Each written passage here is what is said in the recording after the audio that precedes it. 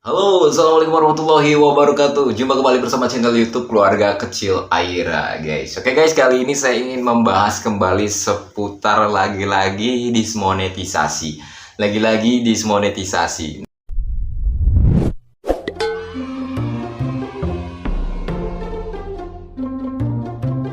Nah, kenapa? Kita kerap sekali membicarakan yang namanya dismonetisasi ya, guys. Karena dengan maraknya sekarang peraturan-peraturan YouTube yang makin ketat aja gitu kan. Nah, dengan adanya peraturan-peraturan YouTube ini yang makin banyak, yang makin ketat aja gitu, itu artinya dengan maraknya para YouTuber sekarang dengan mudahnya gitu kan orang-orang menjadi YouTuber gitu ya. Tapi itu ada segi bagusnya juga gitu, seperti orang-orang kayak saya, kayak kita semua orang-orang biasa gitu untuk menjadi para YouTuber pemula, teman-teman. Itu bagus, teman-teman. Karena dengan adanya dengan adanya sistem YouTube itu akan menjadikan suatu pekerjaan kita ada yang menjadikan pekerjaan di YouTube itu pekerjaan sampingan, ada juga menjadikan pekerjaan YouTube itu menjadi pekerjaan pekerjaan inti mereka juga ada gitu, teman-teman. Tergantung kita mengelolanya, tergantung kita mengantisipasinya gitu, berantusias untuk membuat channel YouTube itu buat apa gitu ya. Nah, biasanya kalau untuk mereka-mereka yang membuat channel YouTube itu menjadikan sebagai pekerjaan sampingan itu karena mungkin penghasilan dia artinya belum memuaskan lah ya, karena mungkin baru dan baru mungkin juga ada kendala karena viewernya sedikit juga, jadi ada efek untuk pendapatannya juga kurang ya, intinya masih kurang lah intinya. Jadi dia menganggapnya sebagai YouTube itu sampingan aja gitu.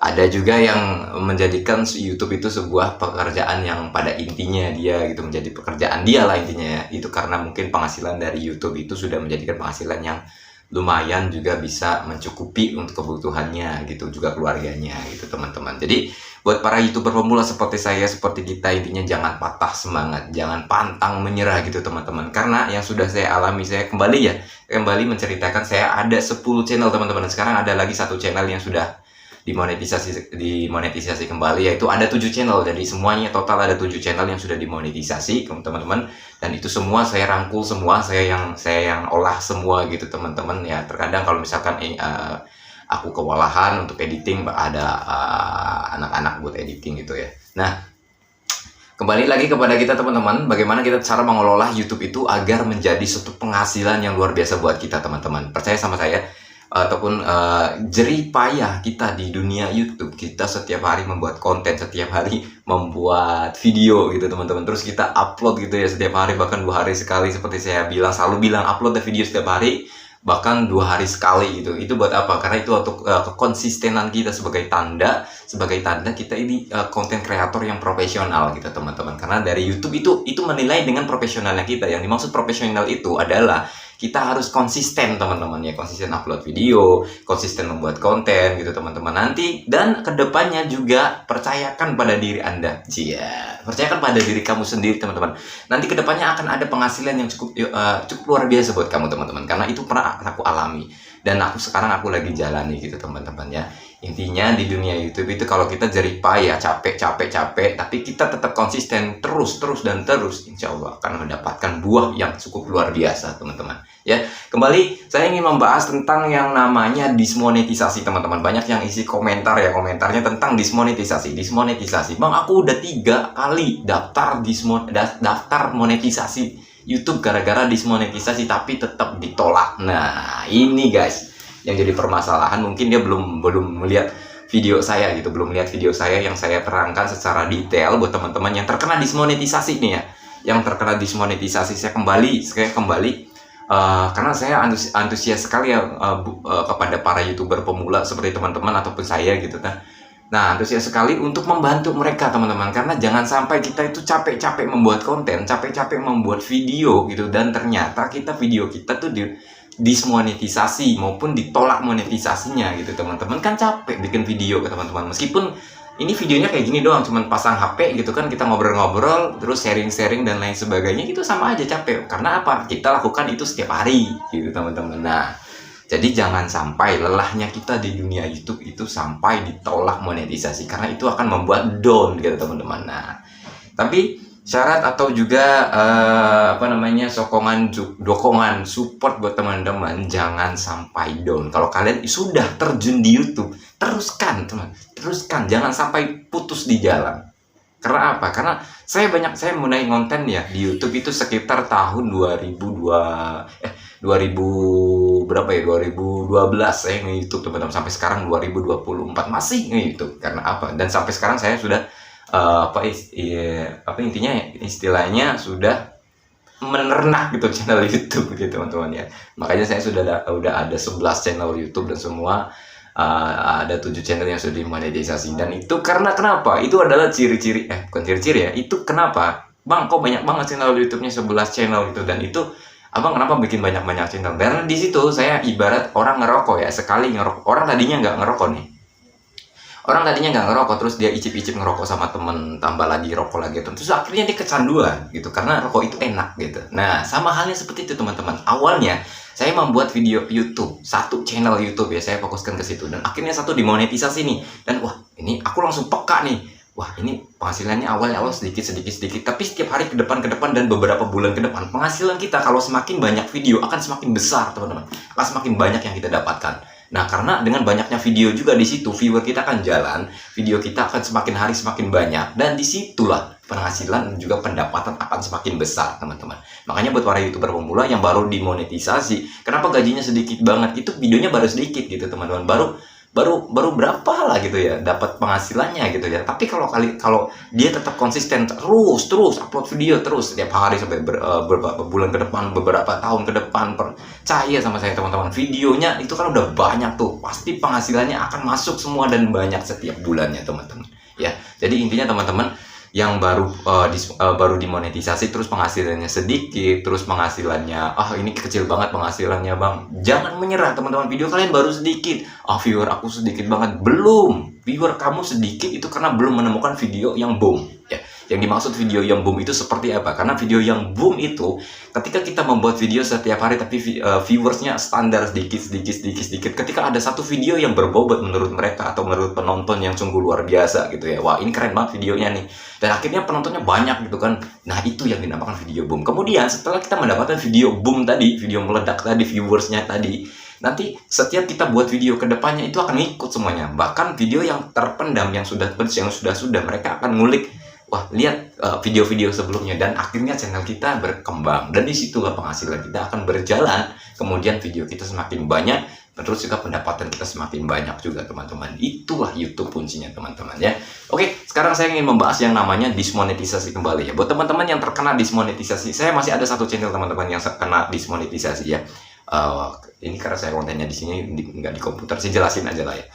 Ada satu channel saya terkena dismonetisasi. Cara mengatasinya gimana bang? Cara mengatasinya yang seperti saya ucapkan atau saya buatkan videonya yang sebelumnya. Kalian bisa tengok video saya lagi yang cara mengatasi dismonetisasi. Nah, caranya bagaimana teman-teman? Kalian itu terkena dismonetisasi karena apa? Kalau misalkan kalian terkena konten berulang ataupun konten yang digunakan ulang, kalian teliti ya satu persatu video kalian, dipikirkan mana, ingat kembali video mana yang pernah kamu menggunakan audionya orang. Video mana yang pernah kamu mengupload memasukkan part-part video dari orang, video mana. Kalau misalkan kalian sudah ketemu videonya, ini nih gue pakai audionya orang, nah video ini nih, terus juga gue kasih jeda-jeda video dari videonya orang untuk masukkan jadi satu, dan video ini nih. Nah, cara itu ada kuncinya ada dua teman. Yang pertama, kalian bisa hapus videonya. Yang kedua, kalian bisa padamkan audionya atau kan mute videonya, audionya gitu, ataupun videonya kalian bisa blur juga. Itu ada dua pilihan teman-teman. Kalau menurut saya, kalau video itu tidak terlalu penting, viewersnya sedikit, kamu hapus aja, karena itu lebih aman dan lebih santai lagi kamu menghadapinya gitu. Nah, kalau sudah ketemu kalian itu video konten berulangnya video itu, udah hapus aja. Kalau kalian berat, viewersnya banyak di video ini nih, ya udah kamu matiin aja audionya, terus juga ataupun kalian blur aja videonya. Di situ ada pengaturan, kalian masuk ke YouTube Studio ya. YouTube Studio kalau di HP ada di Chrome ya. Kalau nggak di Chrome, kalian di PC atau komputer buka YouTube Studio, dan kalian di situ klik videonya, lalu edit, dan di situ ada edit untuk blur video ataupun mematikan audionya juga. Nah, itu cara aman yang pertama. Kemudian kamu cek lagi deskripsi guys, deskripsi kalian tuh itu sama enggak tuh. Kalian setiap masukkan deskripsi, kadang-kadang kan orang YouTuber atau sebagai YouTuber pemula kadang-kadang malas nih ngetik lagi deskripsinya, tempel aja lah, yang udah tempel aja. Nah, itu itu sangat berpengaruh teman-teman. Karena kenapa? Karena konten yang berulang itu ada dampak di situ juga. Makanya selalu ngecek yang namanya deskripsi. Deskripsi itu jangan sampai sama, pasti harus dibedakan teman-teman ya. Meskipun ada kata-kata yang sama tapi jangan banyak-banyak gitu. Yang penting ada perbedaan gitu ya intinya ya. Kemudian kalian juga cek lagi thumbnail kalian. Bila mana ada terkena pelanggaran lainnya, kalian biasanya kalau thumbnail ada unsur-unsur kekerasan seperti apalah kata-kata yang istilahnya kata-kata yang kurang pantas gitu ya. Karena ya kalian ganti aja thumbnailnya teman-teman. Nah di situ kalau kalian sudah videonya udah rapi, udah ketahuan semua penyakitnya nih, wah dismonetisasi gua gara-gara video ini nih. Nah kemudian kalian cek kembali, kalau sudah oke, kalian jangan sampai langsung tekan tombol daftar ulang. Kalian cek sekali lagi. Kalau udah, nah kalau udah aman ya video gue, udah gue hapus yang kena konten berulangnya, yang ada audio orangnya, yang ada video orangnya, kalian hapus, hapus gitu ya.